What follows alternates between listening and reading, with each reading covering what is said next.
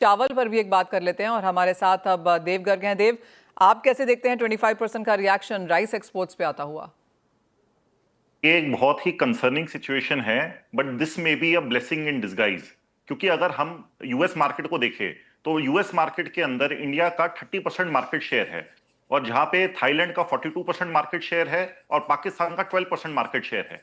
और थाईलैंड के ऊपर as on date 39% import duty है और पाकिस्तान के ऊपर 29% है। तो अगर हम अपने कॉम्पिटिटर देशों से कंपेयर करें तो इंडिया आज भी 25% के ऊपर है।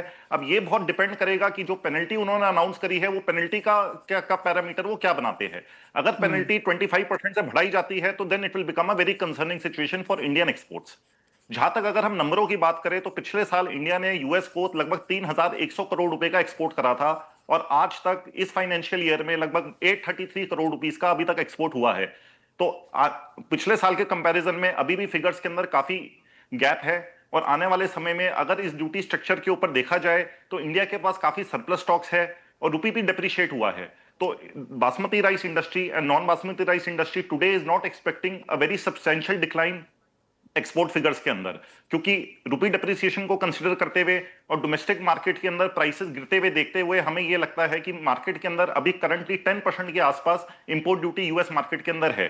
तो 10% से अगर ये ड्यूटी 25% के ऊपर ही रहती है और अगर जो पेनल्टी भी अनाउंस होती है वो 5 से 10% के रेंज के अंदर ही रहती है, तो काफी इन फिगर्स के ऊपर असर नहीं आएगा और इंडियन मार्केट इस शॉक को अब्जॉर्ब करने के लिए काफी केपेबल है। एक चीज आप दोनों से ही जानना चाहेंगे, जिस तरह से यहाँ पर मूवमेंट होते हुए नजर आ रही है, देव, आप कहेंगे बिजनेस स्टैंड स्टिल पे है कि या फिर इन सब चीजों के बावजूद, चलते के बावजूद भी यहाँ पर काम जारी है? देखिए, चलते हुए काम तो चालू रहेगा, क्योंकि चावल ओके। एक ऐसी चीज है जो जो खाने की आइटम है और सामने जो देश को जरूरत है तो वो लेगी।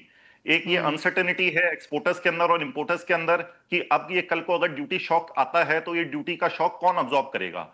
But hmm. इंडस्ट्री की ये उम्मीद है कि कोई ना कोई मैकेनिज्म डेवलप हो जाएगा जिसके अंदर ये जो ड्यूटी इंपैक्ट आया है ये एक्सपोर्टर और इंपोर्टर्स दोनों शेयर कर लेंगे। तो एज ऑन डेट अगर हम बात करें तो हम काफी सब्सटेंशियल डिफरेंस नहीं देखते हमारी ट्रेड फिगर्स के ऊपर इस मूव का। महेश जी,